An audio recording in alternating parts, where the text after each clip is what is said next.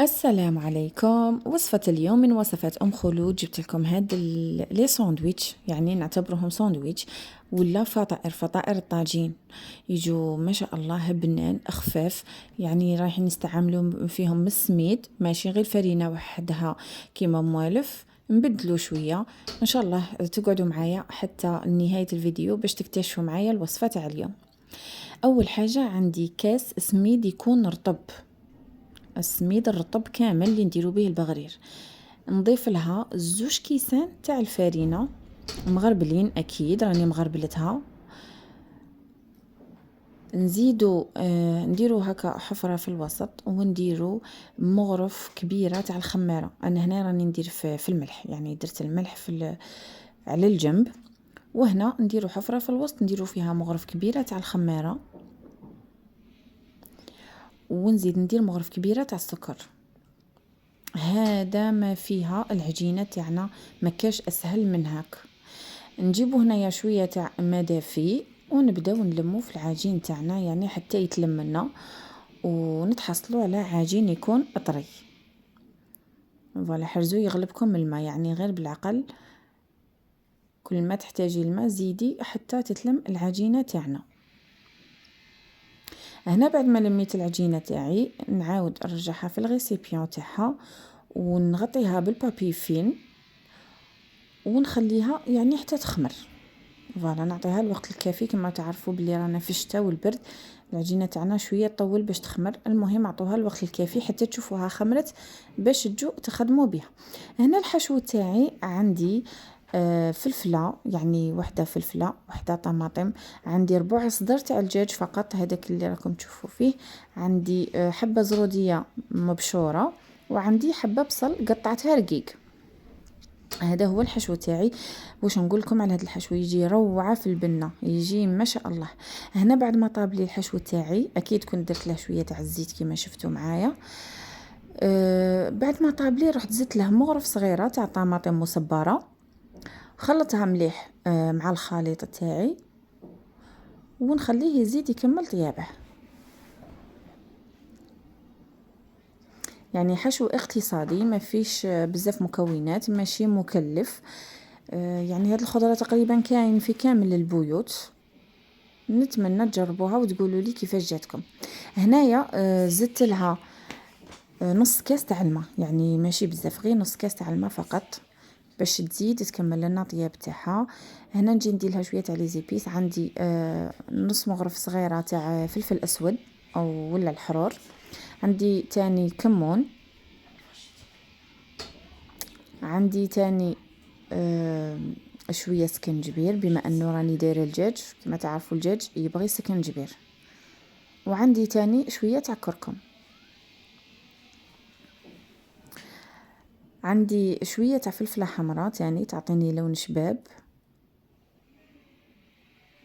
وفي الاخر كامل اكيد نديرو الملح والخليط تاعنا. فوالا، بالقدر الكافي تاع الملح. نخلطوا كامل هاد لي زيبيس مع الحشو تاعنا ونخلوه شويه، يعني قيس ما ينشف لنا فقط هذاك الماء اللي كنا درناه، ونعرفوا بلي الحشو تاعنا راه طايب وواجد. شوفوا هنايا البنات هذه، يعني شوفوا كي راهي بقبق هنا سي بون، راه ناشف الحشو تاعي، وهذا ما بقاش فيه الماء. هنا الحشو تاعي نطفي عليه، يعني نحتاجه شويه مشمخ ماشي ناشف كامل، باش ما يجينيش الساندويتش تاعي ناشف.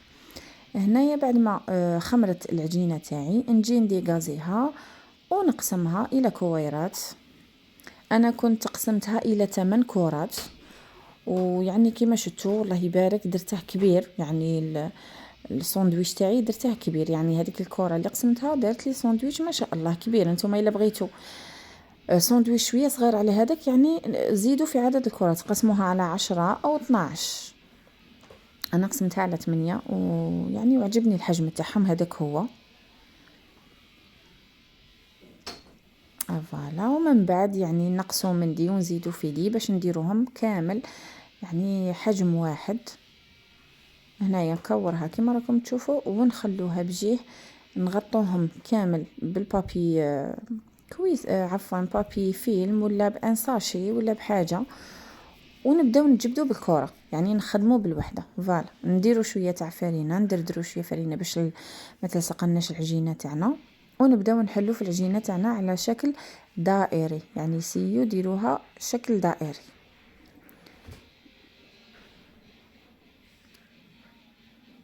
نديروها شويه رقيقه البنات باش من بعد ما يجيناش معجن من الداخل.